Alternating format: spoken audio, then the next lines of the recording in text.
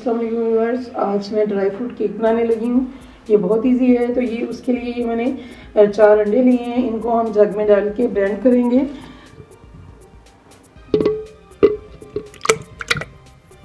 और साथ ही इसके हम चीनी भी डालेंगे, लेकिन एक दफ़ा थोड़ा सा इसको ब्लेंड करने के बाद चीनी डालेंगे। ये हाफ पहले चीनी मैं जग में डालने लगी हूँ। तो ये तकरीबन 9 टेबल स्पून चीनी के हैं। तो अब हम इसको भी ब्लेंड कर लें।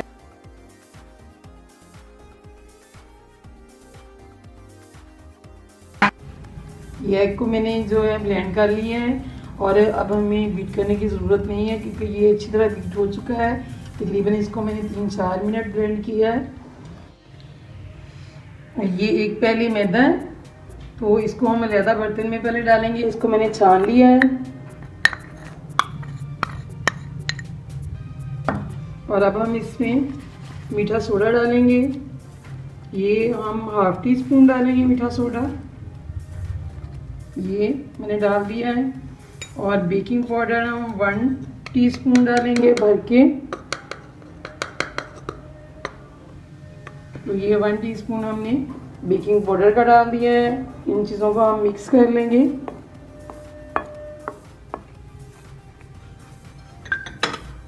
और साथ ही इसके हम ये मिल्क पाउडर है ये डाल देंगे। ये 2 टीस्पून के करीब है। ये भी हमने इसके साथ मिक्स कर लिया है। ये हम वनीला एसेंस डालेंगे 1 टीस्पून। अब हम बीटर की मदद से इसको बीट कर लेंगे थोड़ा सा। तो ये देखिए कितना अच्छा हमारा जो अंडे हैं वो बीट हो चुके हैं। अब हम इसमें ऑयल डालेंगे। ये ½ प्याली ऑयल है, तो ये भी हम साथ मिक्स कर देंगे। अगर आप घी लें तो वो भी आप मेल्ट कर लें थोड़ा सा। तो अब हम ये मैदा थोड़ा थोड़ा करके इसमें ऐड करेंगे और साथ ही हल्के हाथ से इसको हिलाते जाना है।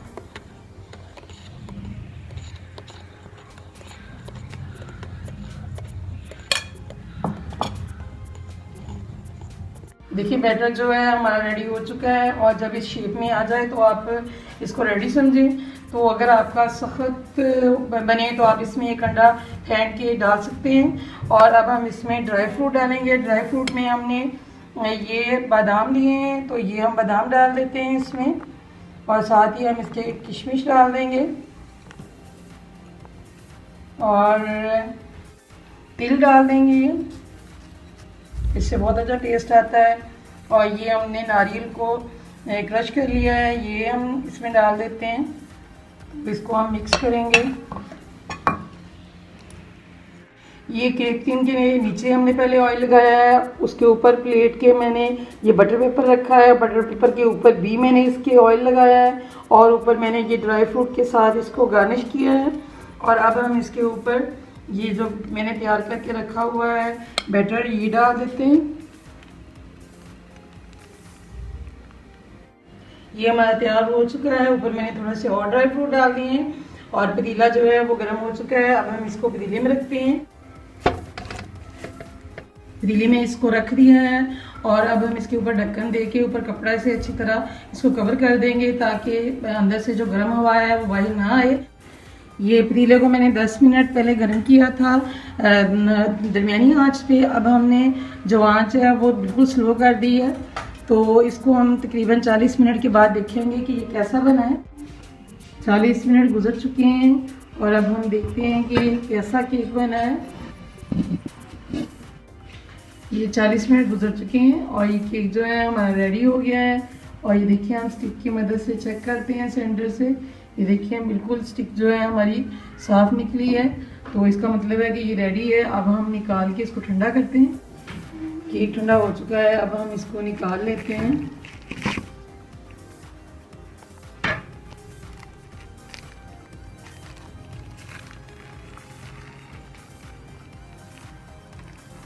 देखिए केक जो है कितना सॉफ्ट बना है।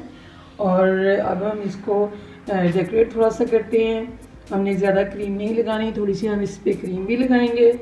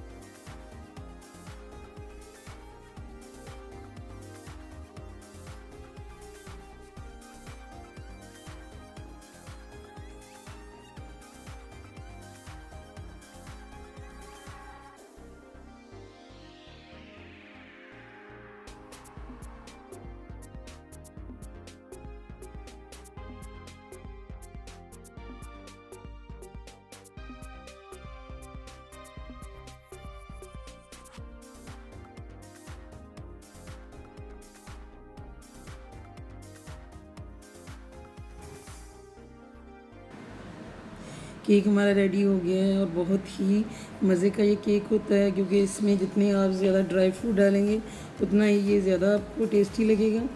तो अगर आपको ये मेरी रेसिपी अच्छी लगी हो तो चैनल को सब्सक्राइब करें, वीडियो को लाइक एंड शेयर करें।